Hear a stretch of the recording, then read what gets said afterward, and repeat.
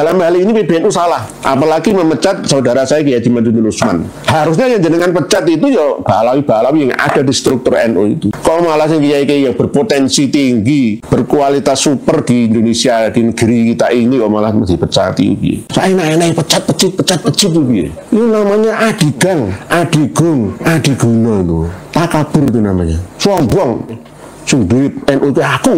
Soal nasabah alwi ujungnya tuh soal husnuzon, karena namanya catatan itu sampean cari yang tidak mungkin lengkap. Semua ini husnuzon, kita berhusnuzon saja sudah. Haji Yahya Khalil Stakuf, untuk apa hidup Anda hanya berguna untuk sesaat saja? Pikirkanlah waktu yang khalidina fiha abada.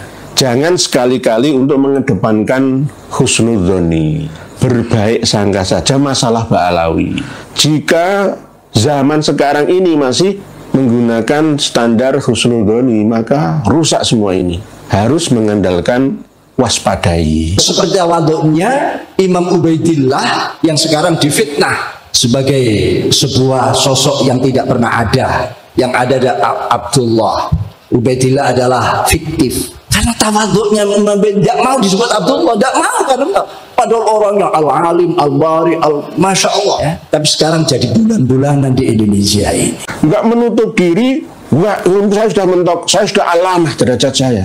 Ini Kiai Haji Miftahul Akhir. Tetangga saya sendiri malu, saya sebagai orang Surabaya. Malu saya sebenarnya itu, malu memiliki Kiai Sepuh NU yang tidak mau terbuka. Padahal mencari ilmu itu ilah lahdi, bukan ilah sufi, ilah tuai, ilah alimi. Enggak ada kata-kata berhenti, karena ilmu itu terus dinamis, tidak akan pernah finish dan habis. Tapi hari ini banyak orang yang tidak dengan ilmu memprovokasi orang, kemudian memaki-maki itu Habib itu antek Yahudi, antek penjajah, ini itu. Ini apa? Kan nggak bisa satu orang melakukan kesalahan semua jadi salah.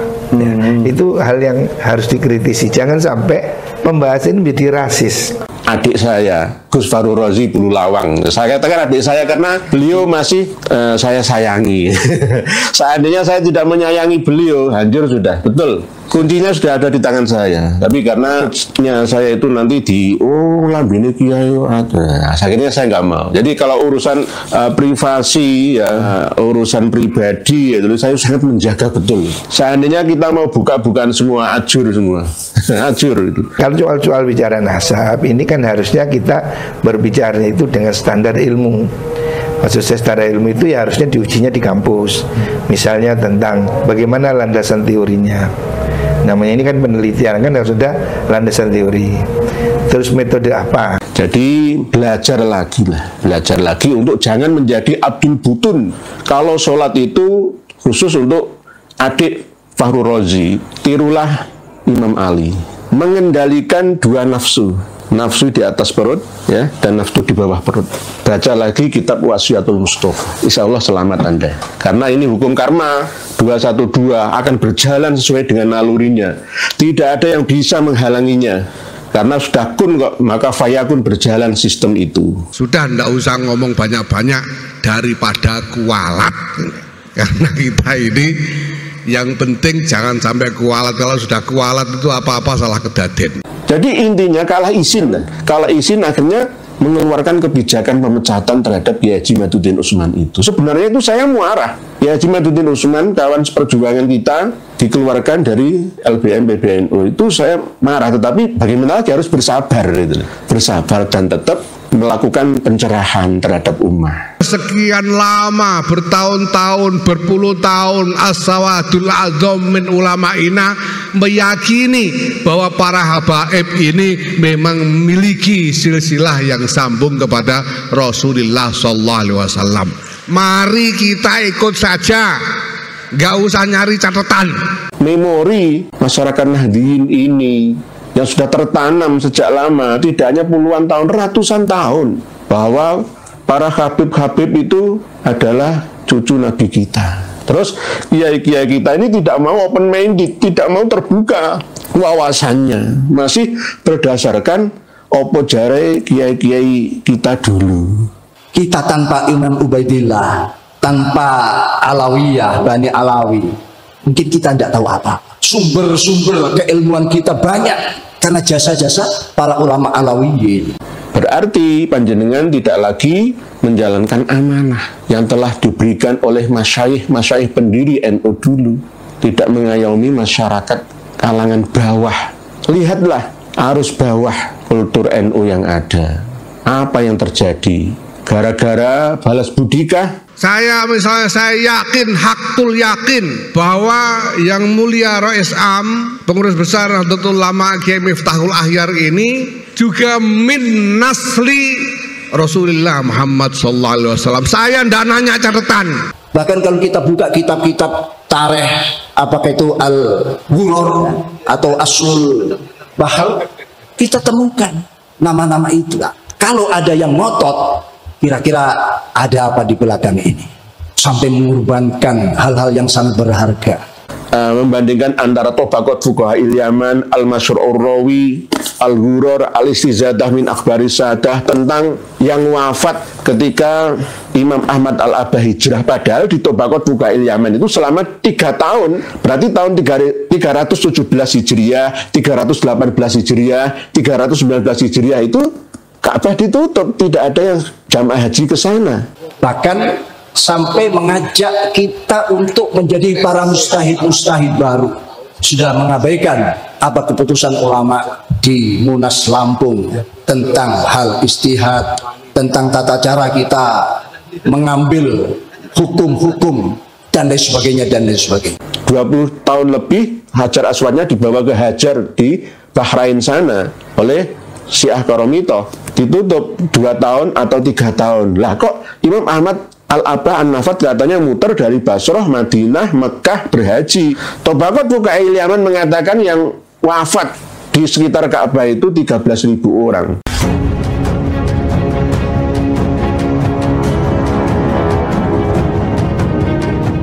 Kita seringkali mendengarkan sabda Nabi kita, yakni laisa minna man lam yarham shagirona wa yuqir kabirona.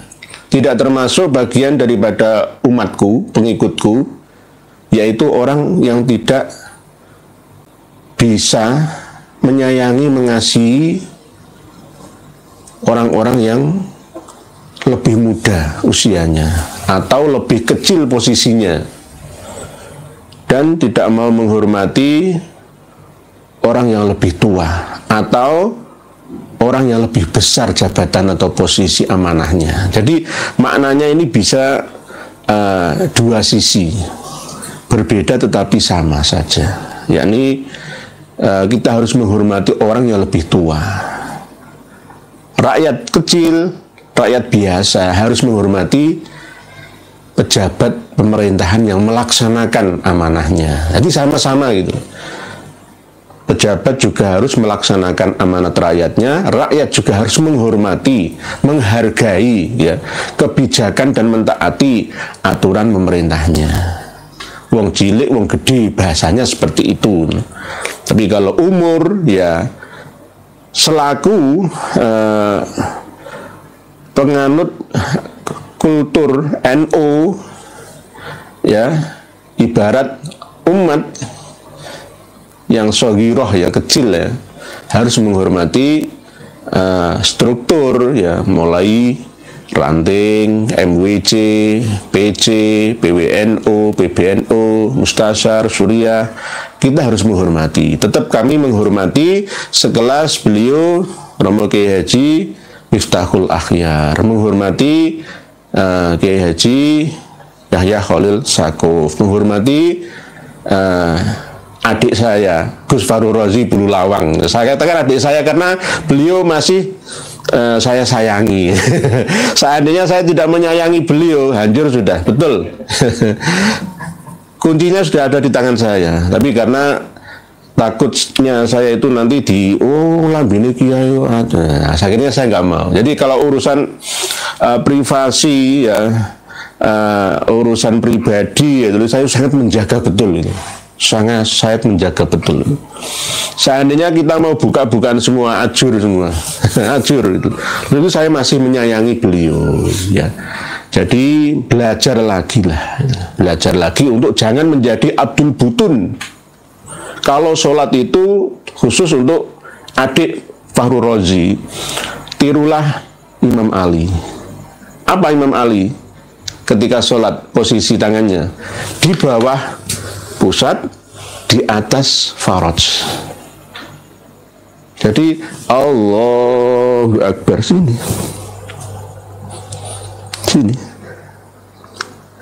mengendalikan dua nafsu, nafsu di atas perut, ya, dan nafsu di bawah perut.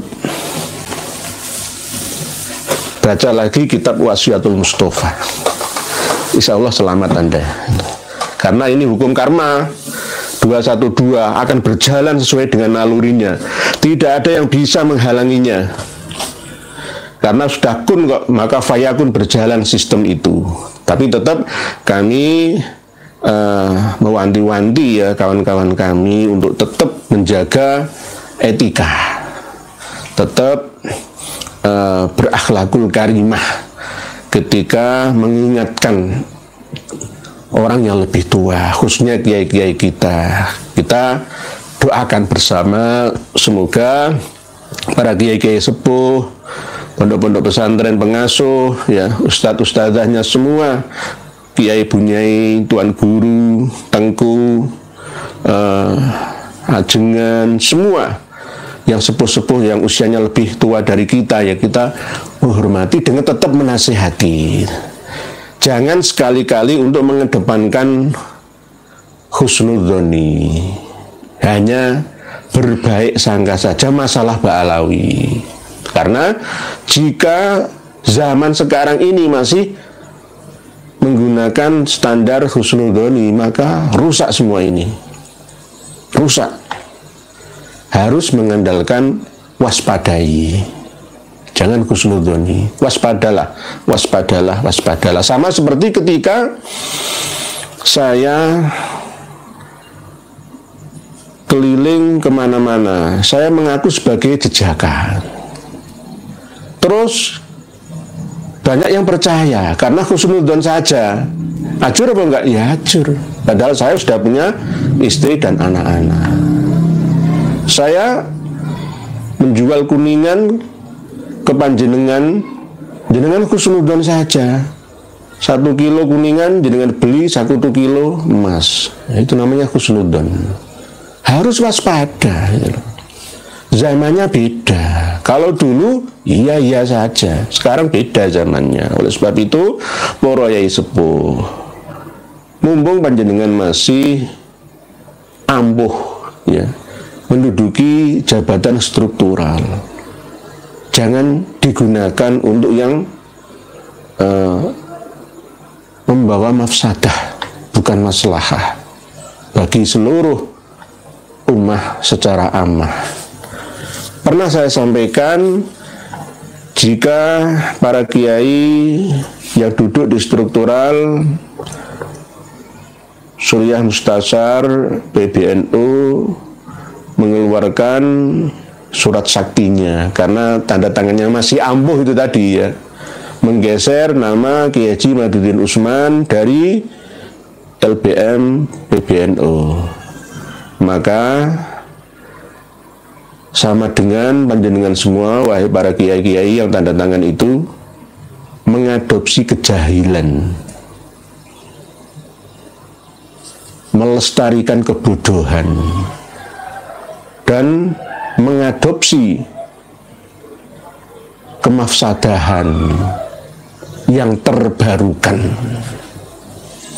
Al-muhafadzatu alal jahalah al-qadimah wal akhdhu bil mafsadah al jadidah. Berarti panjenengan tidak lagi menjalankan amanah yang telah diberikan oleh masyayikh pendiri NU dulu. Tidak mengayomi masyarakat kalangan bawah, tidak yarham sogirona. Padahal pesan Rasulullah Shallallahu Alaihi Wasallam, laisa minna man lam yarham sogirona. Wong cilik jamaah-jamaah kita, ya, itu nggak ngerti apa-apa. Ngertinya wis pokoknya manut-manut saja.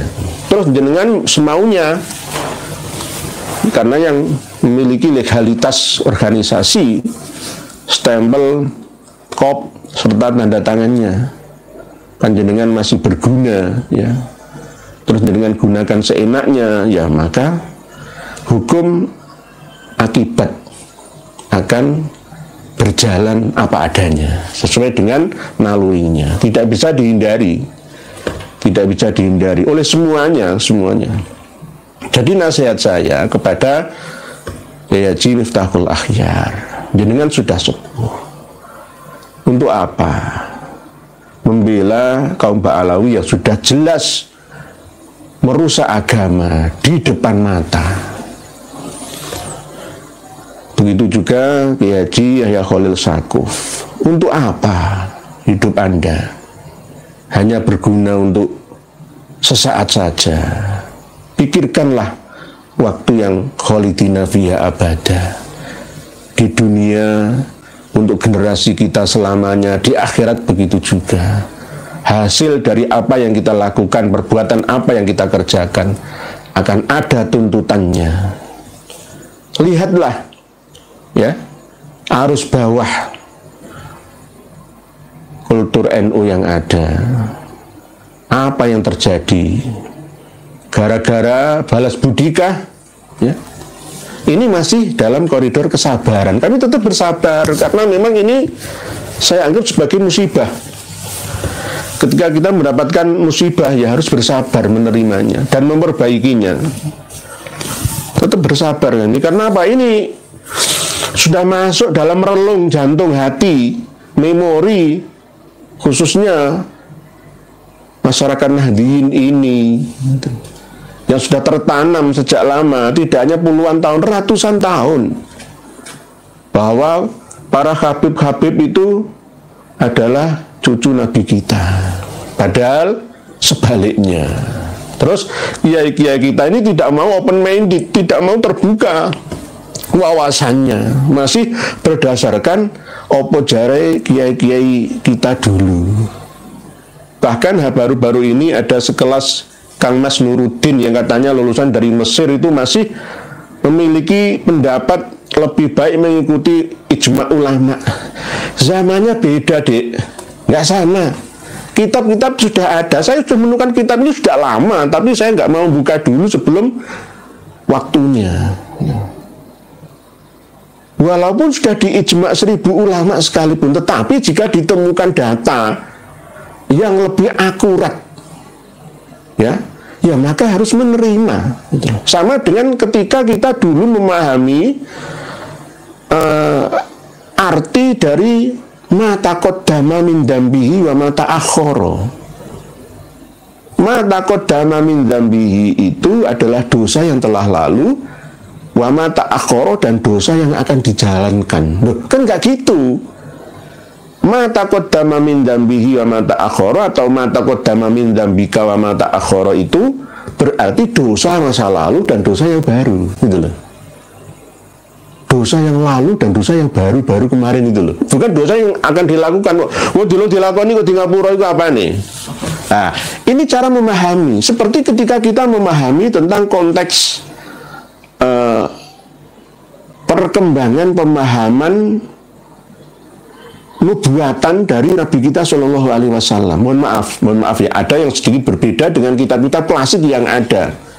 Ketika kita memahami Dabah itu apa, Ya'juj Ma'juj itu siapa, Dajjal itu di mana, berapa, ya, Nabi Isa itu apakah sudah wafat atau tidaknya, Nabi Khidir, Nabi Ilyas, Nabi Idris itu apakah sudah wafat atau masih hidup adanya. Kita ini terus membahasnya, pro dan kontra itu biasa itu, tetapi kita tetap mengadopsi ilmu pemahaman yang lebih mendekati akurasi tinggi, gitu. Sama-sama tidak mengerti, tetapi mana yang lebih mendekati ilmiah sesuai dengan akal sihah, dengan menggunakan afala ta'qilun, afala tatafakkarun itu. bukan ngakal-ngakali, bukan. Jadi ketika jenengan Kang Nuruddin atau Dik Nuruddin berdebat dengan Dik Guru Gembul, Dik Ja'far Rohadi, ya misalkan jenengan tetap kalah sebenarnya, cuma karena tawaduannya Dik Ja'far Rohadi seakan-akan mengaku kalah.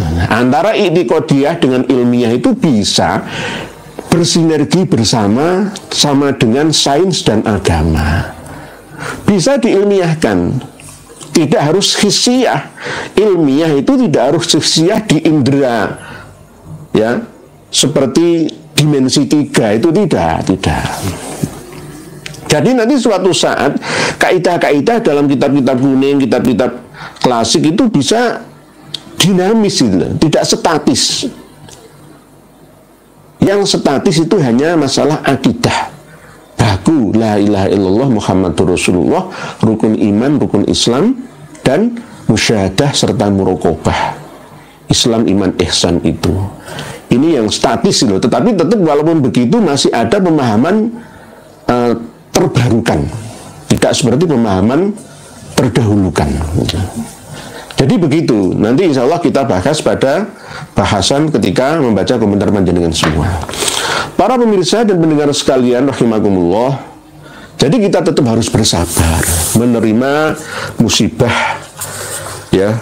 Masyaikh kita, sesepuh-sesepuh Nahdlatul Ulama masih belum terbuka hati dan pikirannya. Hanya hidayah Allah yang semoga menyertainya. Karena memang kita akui bahwa ulama-ulama kita sekelas LBM, PBNU sekalipun, PWNU misalkan, RNI, NU misalkan, nggak punya kitabnya. Kadang punya, tetapi tidak lengkap. Mungkin punya 5 kitab saja nasab gitu ya, atau punya tobakot 2 itu ya, nggak ditemukan semua, dikumpulkan lalu dibanding-bandingkan. Oh, ketemunya ini di sini titiknya, enggak.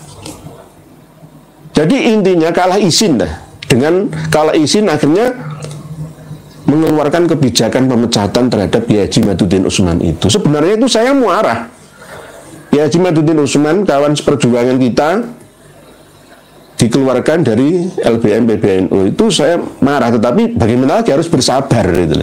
Bersabar dan tetap melakukan pencerahan terhadap ummah tanpa kenal lelah, karena memang ini adalah tugas amanah, panggilan jiwa, hati dan nurani kita bersama. Jadi harusnya sesuai dengan sabda Nabi kita, kasihanilah umat ini. Karena jenengan-jenengan itu, wahai kiai-kiai sepuh, sebagai imam, sebagai orang yang besar, sayangi orang yang lebih kecil. Kami sebagai orang yang lebih muda, yang menghormati yang lebih tua.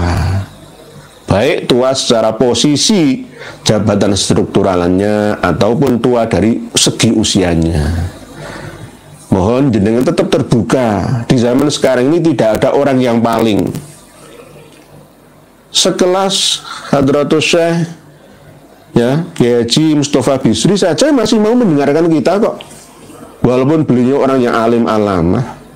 Kiai Haji Marzuki Mustamar, Kiai Haji Said Akil Siraj, itu ya orang-orang yang mau terbuka, walaupun usianya sudah tua, tetapi tetap mau ngaji bersama gitu loh.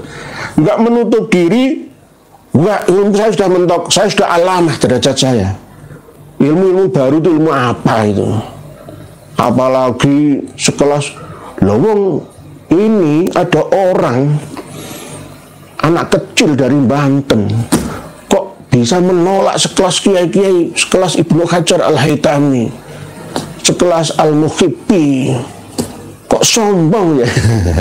Ini Kiai Haji Miftahul Akhir, tetangga saya sendiri, malu saya sebagai orang Surabaya, malu saya sebenarnya itu, malu memiliki kiai sepuh NU yang tidak mau terbuka. Padahal mencari ilmu itu ilalahdi, bukan ilah sufi, ilah tuai, ilah alimi, enggak. Ilalahdi minal mahdi, ilalahdi long life education, pendidikan seumur hidup. Enggak ada kata-kata berhenti, karena ilmu itu terus dinamis, tidak akan pernah finish dan habis. Jadi saya pun juga begitu ya, belajar dan belajar. Ya. Sama dengan peso, silet pesmes, kalau didiamkan lama-lama ya tumbul ketul. Kalau digunakan terus diasah ya akan menjadi tajam. Semua ini sama-sama belajar. Lebih baik kita tidak hanya istikharah, ada istilah kan waqad khoba man istakhar, ya, dan juga qad khoba man istasyar. Tidak hanya beristikharah tapi juga bermusyawarah. Dua-duanya itu loh. Tidak hanya istikharah saja tanpa bermusyawarah, karena terus berkembang secara alami ilmu ini, ya, tidak akan pernah bisa berhenti. Saya sering idem, cocok dengan apa yang dikatakan oleh Dik Ja'far Rohadi atau Guru Gembul. Umat Islam ini terbelakang gara-gara apa? Gara-gara pemikirannya itu masih terbelakang.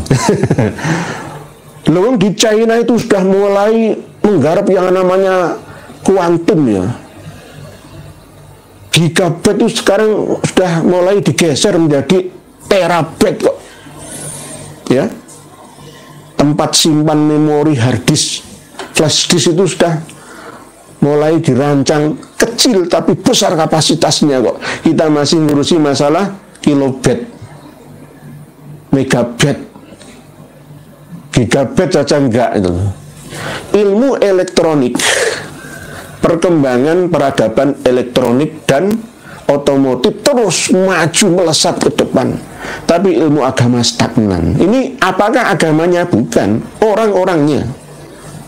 Orang-orang kita saja yang tidak mampu memahami agama secara utuh, hanya secara butuh itu saja, yang sudah dianggap sebagai futuh, padahal belum futuh.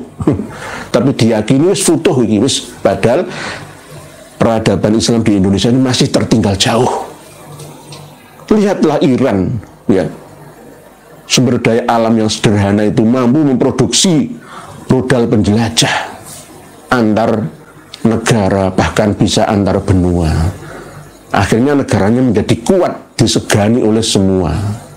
Selain kerjasama dengan Rusia, China, Iran juga mampu mempertahankan, ya, teritorial, ya, negaranya dengan sangat-sangat kuat. Nah, Indonesia justru gegeran saja. Antar sesama umat Islam dibentur-benturkan, nggak sempat memikirkan peradaban. Bagaimana kita bisa menjadikan kitab kuning, ya, pemahaman keagamaan secara klasik ini menjadi scientific, ya, dan bisa dibuktikan secara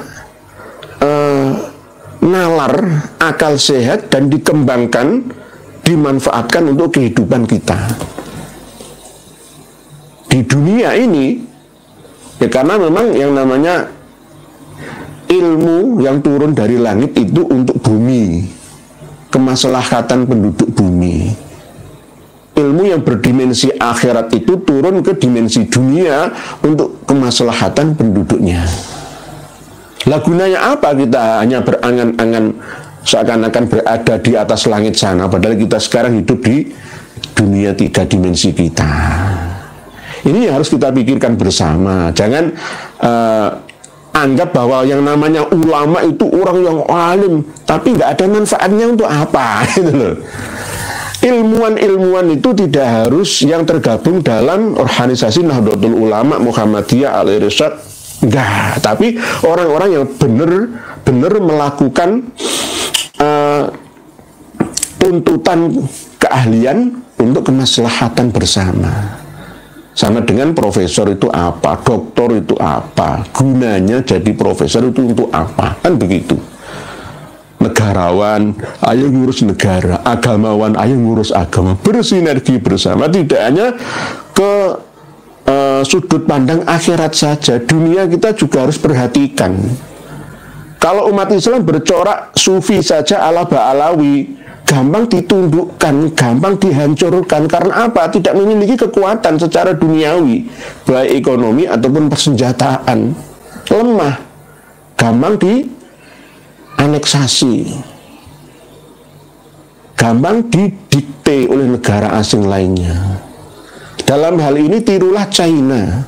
Tahun 90-an China itu sejajar dengan Indonesia kita. Tapi setelah itu kita tertinggal jauh dari mereka. Jangan kita berprinsip, alah dunia itu untuk apa, nggak dibawa. Jangan begitu. Kadal fakru ayyakuna kufron itu berlaku kok. Gitu.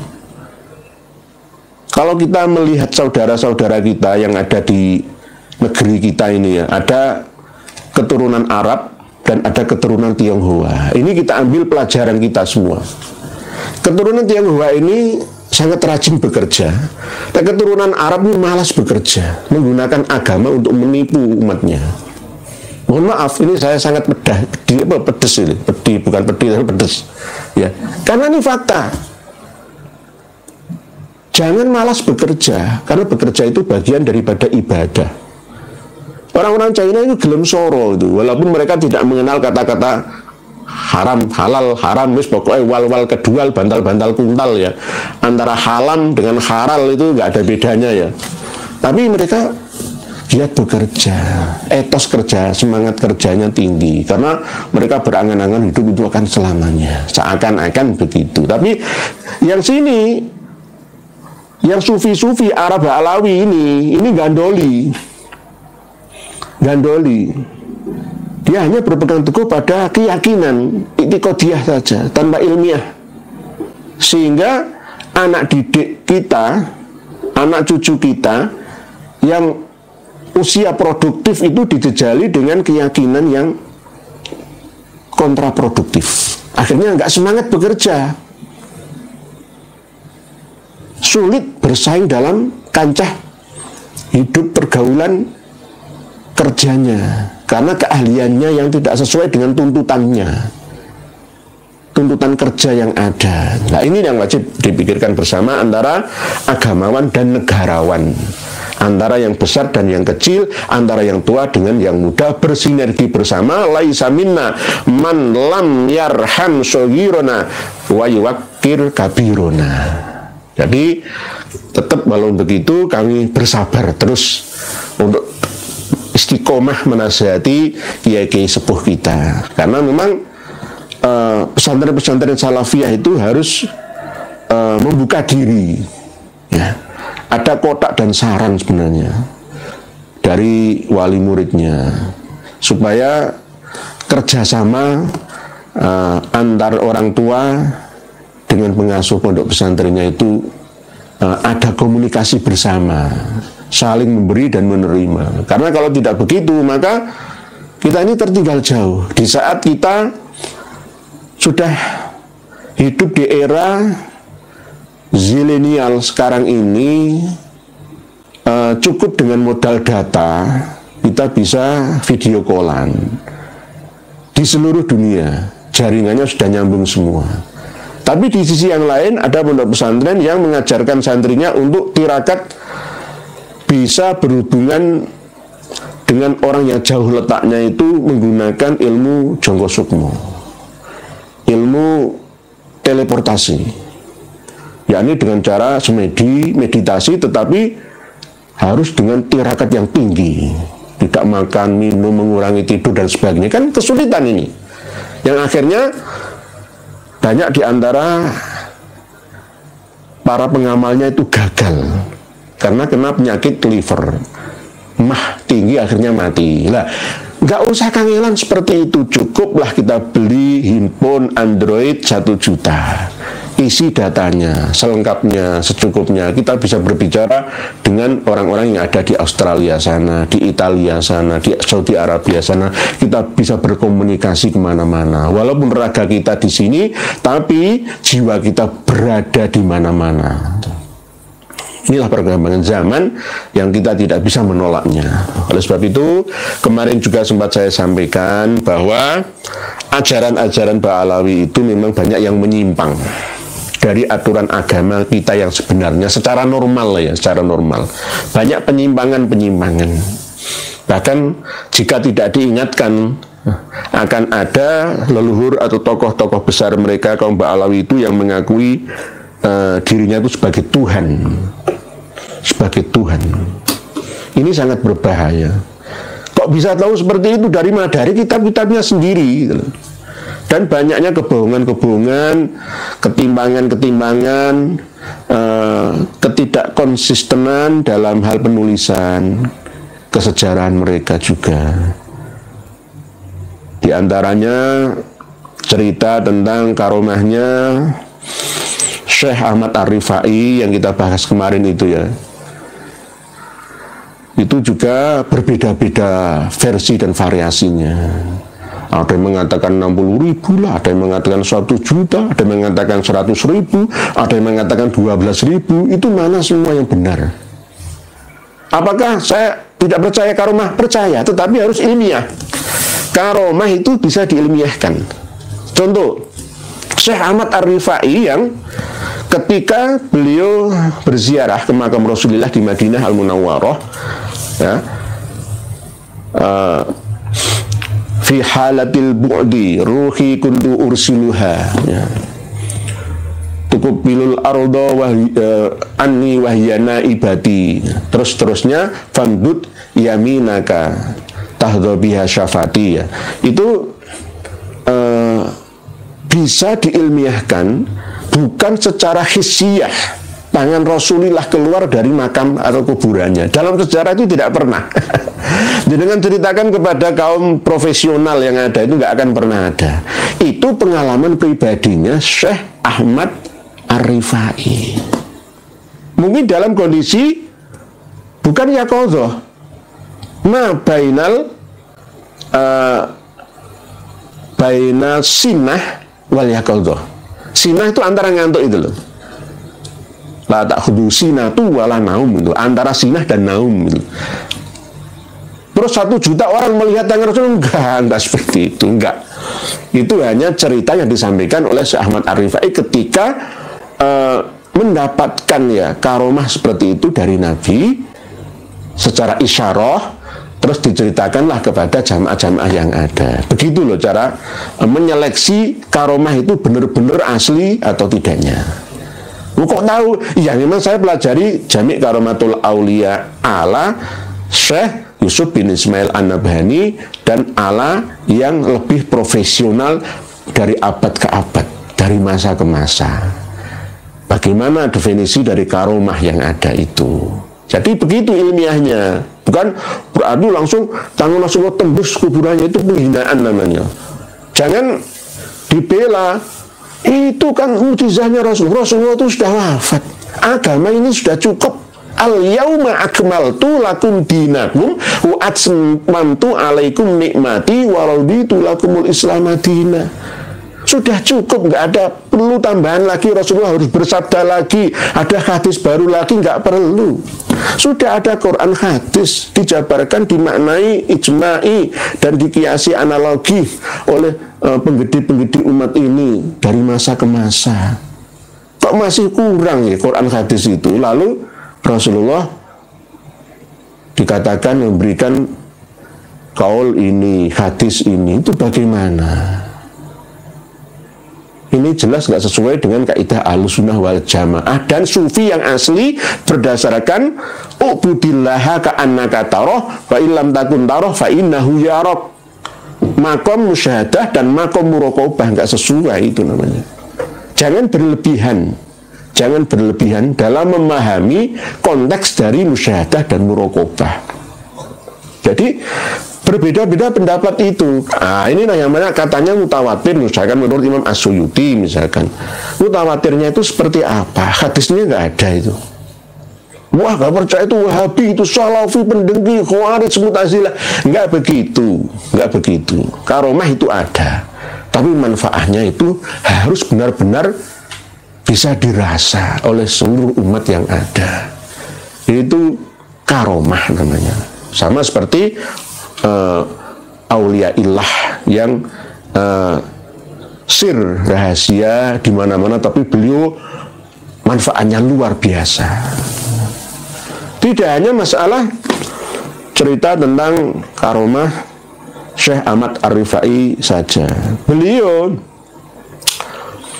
doktor ya, sekelas doktor Segaf bin Hasan Baharun ya, yang menyebarkan sholawat Bushra itu, kenapa kok saya larang? Ya karena memang beliau sering berbohong. Manusia boleh salah, bisa salah, nggak boleh ya, bisa salah tapi tidak boleh bohong. Dalam hal menerangkan tentang karomahnya Syekh Ahmad Ar-Rifai saja itu antara Habib satu dengan Habib yang lainnya itu beda-beda semua. Tidak berdasarkan kitab yang ada. Orang awam santri jamaahnya nggak ada yang memiliki kitabnya, ya saja. Ya kalau saya punya kitabnya, ya nggak bisa. Katanya Syekh Ahmad Ar-Rifai itu duriyahnya Hasan bin Ali, mana? Syekh Ahmad Ar-Rifai itu duriyahnya Husain bin Ali bin Abi Thalib. Ini namanya ngawur, namanya ngawur.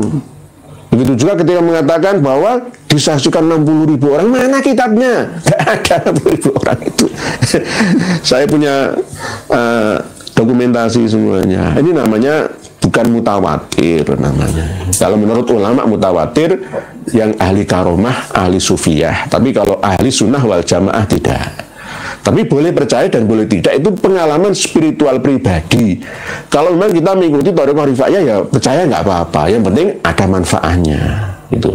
Tapi dalam sejarah Rasulullah itu sudah wafat. Ya, kalau Rasulullah hidup itu adalah interpretasi asumsi dari kaum-kaum sufi itu. Habib Umar bin Hafid itu juga mengatakan bahwa Rasulullah hidup jiwanya. Nabi Isa hidup jiwa, Nabi Idris juga hidup, Nabi Adam itu hidup jiwanya di alam dimensi yang berbeda dan kadang pula di dimensi yang sama dengan dimensi kita. Jadi begitu. Di antaranya kebohongan lagi, saya sering membandingkan antara Tabaqat Fuqaha Yaman, Al-Masyhur Ar-Rawi, Al-Ghurur, Al-Istizadah min Akhbari Sadah, tentang yang wafat ketika Imam Ahmad Al-Abah hijrah, padahal di Tabaqat Fuqaha Yaman itu selama 3 tahun, berarti tahun 317 Hijriah, 318 Hijriah, 319 Hijriah itu Ka'bah ditutup, tidak ada yang jamaah haji ke sana.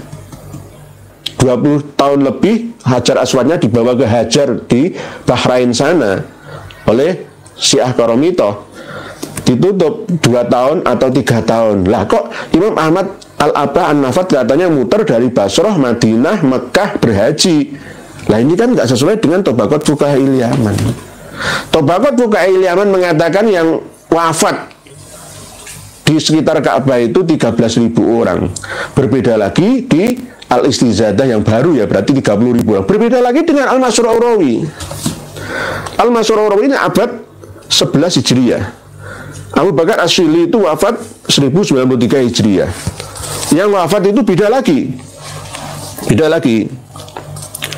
Bismillahirrahmanirrahim. Wa qatalu fil mutaf alfan wa sab'ami'atin. Abu Thahir Al-Janabi, tentara Qaromitoh, ya, Abu Thahir bin Abi Said Al-Qaromiti ya, ketika masuk ke kota Mekah pada tahun 317 Hijriah itu membunuh orang-orang yang sedang tawaf sebanyak 1.700 orang. Waromau bihim fi bi'ri Zamzam. 1.700 orang yang tawaf itu dibunuh, dipenggal, ya ditusuk, lalu dimasukkan ke dalam sumur Zamzam.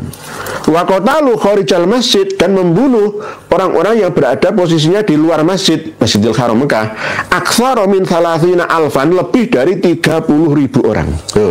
Berarti 30.000 orang lebih ditambah 1.700. Al-Istizadah 30.000. Yang benar Tabaqat Fuqaha Yaman 13.000. Mana yang benar? Nah, inilah yang namanya sejarah itu harus sesuai dengan catatan sebelumnya, dokumentasi baik filologi ataupun arkeologi sebelumnya, hikayat cerita orang-orang yang hidup sebelumnya, nyambung. Begitu juga kitab nasab itu harus nyambung dengan catatan nasabah yang mausukum bih asli sebelumnya. Jadi Al-Masyhur Ar-Rawi nanti jangan baca sendiri Al-Masyhur. 1.700 yang tawaf dibunuh, dimasukkan ke sumur Zam-Zam. Terus yang di luar masjid itu 30.000 lebih dibantai, dibunuh. Berbeda dengan Tabaqat Fuqail. Mestinya yang benar Tabaqat Fuqail Yaman, wong ini yang lebih tua, abad 6 Hijriah, yang mencatatnya peristiwa itu. Bahkan 2 tahun, 3 tahun tidak ada pelaksanaan ibadah haji di sana. Lah kok Imam Ahmad Al-Abah ya haji tahun 318 itu bagaimana ceritanya? Lah ini terus kami teliti.